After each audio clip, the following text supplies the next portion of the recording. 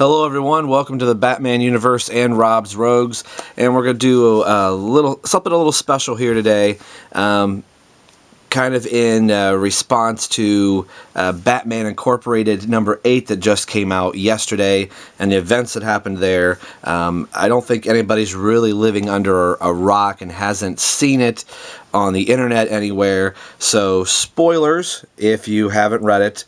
Grant Morrison has decided to kill off Damian, and I'm going to be doing a special review show or just a video on my thoughts on that. But I thought this was kind of fitting to look back at one of the first Damian figures that was ever released, and it came to us from the Batman and Son DC Direct, as they were named back then, from 2007. There's some conflicting reports that I think the figures were supposed to come out on October 17th, but I think they were delayed until the 31st.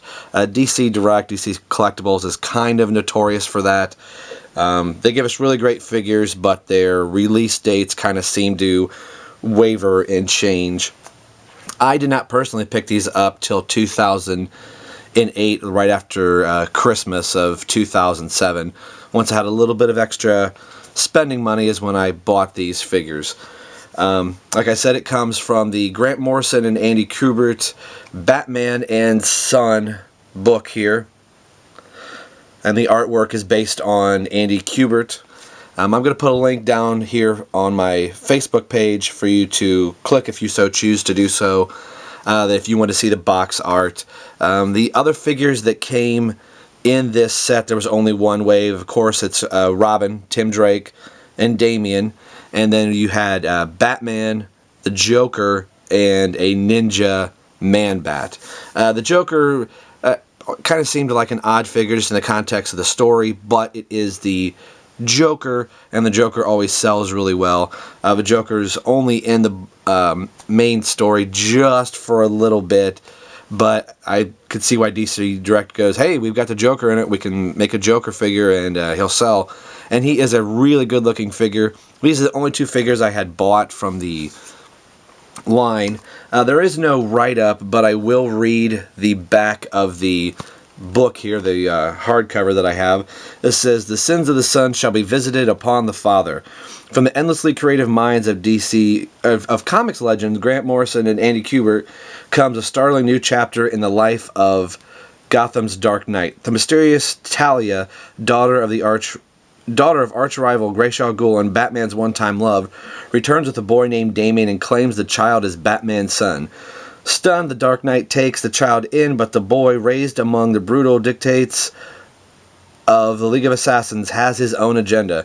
Soon, both Tim Drake, Bruce Wayne's newly adopted heir, and Alfred Wayne's faithful butler find themselves targets of this genealogically perfectly and very angry child. Is Damian just a young, misguided boy trying to prove himself to his father, or have long years of Talia's introduction left him an operative solely designed to destroy the Batman? Under the masterful skills of Grant Morrison and Kubert, Batman and Son is one of the most intriguing Batman stories ever told. I think I may have kind of misread some words right there, but you get the basic gist of the story as a whole. So I think this is a really good book. And I actually really bought the book and the figure because of the Tim Drake Robin character, as he is my favorite Robin. Although, starting from this point all the way through future Batman issues, I started getting to like and appreciate Damian more and more. Once he became Robin and forced my favorite Robin out, I was kind of like, oh, that's stupid, I didn't like it. And just with some beautiful, masterfully writing between Grant Morrison and Peter Tomasi, it really changed my opinion on Damian quite a bit, which, now as a comic book fan, I'm kind of sad. So I won't get into all of that. I'm going to save that for my Damian type of review that I'm going to do. But a big reason that I bought this 2-pack was this was the first action figure released of Tim Drake in his 1 year later outfit. So when I saw that, I thought, oh wow, this is going to be really cool. The DC Universe Robin in the same color scheme was not out yet at the time, so this was the only one. And or I think it had just come out, but since this was the first figure to be released, I really wanted this figure, and it is probably one of my favorite Tim Drake figures that I own. He doesn't have a lot of articulation like the DC UC figures do, but I'm going to point out a few things that I just absolutely love about this Robin. So we'll move Damian off to the side here, and we'll pull off Tim Drake as he is the main focus for this 2-pack. I like the head sculpt a lot, and it really represents Andy Kubert's art very well. And I'm a big fan of the action figures that have the cape that just kind of drapes over their shoulder, and I like it that the cape isn't turned or anything. It's as if Tim kind of slid this side of the cape off his shoulder. This is also the R that they went to, just kind of the plain R, before they put back Tim's classic R. And that was one thing that I did miss from this figure, is when he was in this costume, which I guess we could call it his Red Robin costume now, but that's a discussion for another time, that eventually they end up changing this R back to his classic R with the point on it, which I think is just a great, it's probably one of the best Robin Rs that they have ever done. And Damian's is probably a close second, only because the only R's up to this point, before Tim's, were this classic kind of plain R. The only thing I'm not really too fond of are the buckles or snaps, and these are raised up off the figure. They're sculpted. I think they could have been just a little bit smaller. They are about this kind of big in the comics. I kind of wished if they had done a whole lot of good sculpting here on the belt. I always wish on the Robin figures they would sculpt these to look more like buckles or snaps, but that's only minor. It doesn't deter me from liking the figure at all. I do like it a lot. I love the belt and the pouches on this figure. They are really, really good, and I almost like them a little bit better than the DC UC figures. The circle in the middle does look a little weird.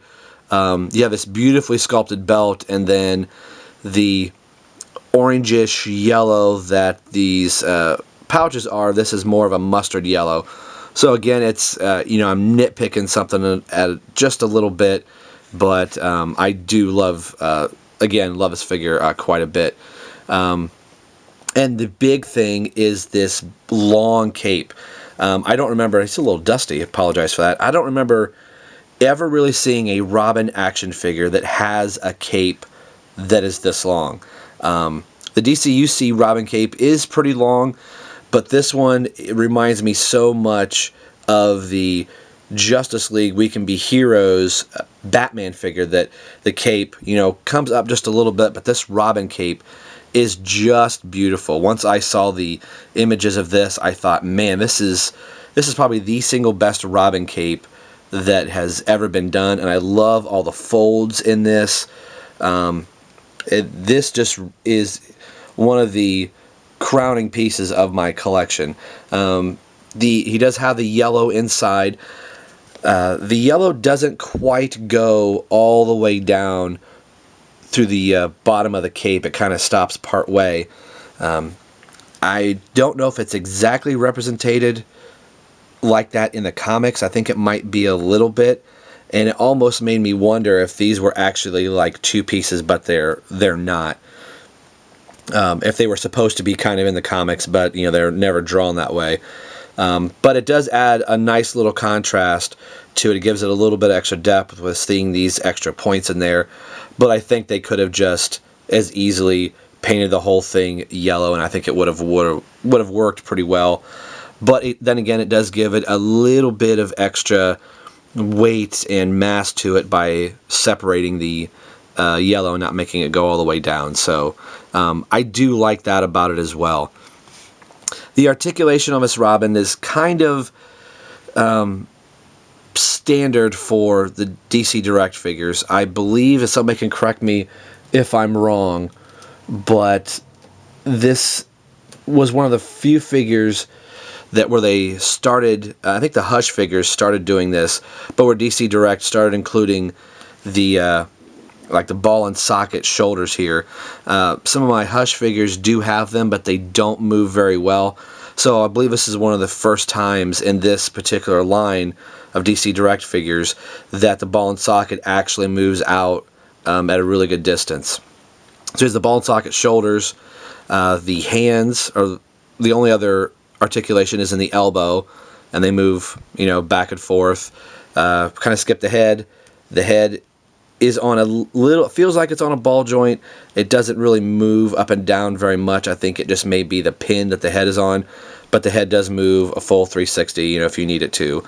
The collar is the same soft plastic as the cape. It's all one piece, so it doesn't hinder the movement at all. You can kind of see as Robin's head turns, the collar actually bends, which I think is, really cool. The legs go forward and back, no side cut, and a bend at the knee, and that is it for Robin. Again, this is probably one of my favorite Robins and Tim Drakes. I like the DCUC a lot, but I think as far as size, that this Robin I think is just a little bit better. And again, I think the cape is the big feature on this Robin. Just a beautiful, beautiful looking cape.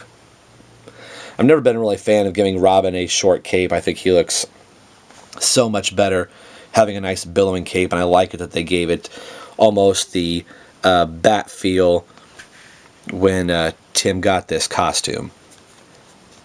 So we'll set Tim off to the side and take a look at the second figure that came packaged with Robin, and that is Damian Al Ghul Wayne. And it's really kind of funny that at the time this figure came out, and even the character, I was like, it's alright. I think even for a little bit I had him kind of in a back row, or standing kind of behind or off to the side of Robin. And after I started warming up to the character and he kind of accepting the idea that, he's here now, I started bringing him to the front of my shelf. Damian's articulation, of course he's in his first appearance of this white and black kind of tracksuit. But Damian's articulation doesn't have a whole lot of articulation. It's almost the 5-point articulation, but he does have 2 extra pieces of articulation, so it's like 5, 6, 7. His head does turn full 360 and is on a really good ball joint. I think Robin's is, but for whatever reason it's not, so Damian can get some pretty good looks, some articulation out of the head. The arms rotate all the way around, as you can tell right there. They are also on a little ball joint there. No articulation anywhere else in the arm, and the legs just go forward and back, and there is no knee articulation. There's no waist articulation on both figures at all. So, and again, a nice representation of Damian. And this is the very first Damian ever to be released in action figure form. So I thought, well, it is nice to have, a Damian. So I was always kind of surprised that they did not package him with the Batman that came out on this line. But with the interaction that he has with Tim Drake, it really is kind of fitting that he would be put with Robin. The only other accessory, I guess you'd call it, is the stand, and I do like the stand quite a bit. I miss these Batman stands. There are other pegs that I have in a little baggie. They really don't need them, as both Robin and Damian stand pretty well. Damian stands really good. The Robin figure, you've kind of got to get leaning just right, but the table that I have my figures on, that I review my figures on, is kind of leaning a little bit So if you have Robin on the right surface, you really don't need him on a stand, but on this review table, you kind of do. The other thing about this stand is Robin and Damian don't stand on the stand very well together. The peg holes are under Robin's feet here, and then there's another set in the back, if I can get it so you can see it. There are the peg holes in the back and in the A and the N of Batman, and you can't get Damian back there at all. So it does work that Damian's stance is wide enough that he can kind of straddle Robin, and as bad as that sounds, his stance is wide enough that he can kind of straddle the stand and really don't need it. If you did have Batman, if I did have Batman, Batman stands about the same way and looks, really good with Damian as well. I understand why they packaged Robin or Damian and Robin together, but I think it might have worked a little bit better to have Bruce and Damian together. So I know this video was a little bit long here, but I kind of wanted to give a little bit of history, a little bit of insight into the figures, and I thought it was kind of fitting since apparently Damian won't be around anymore.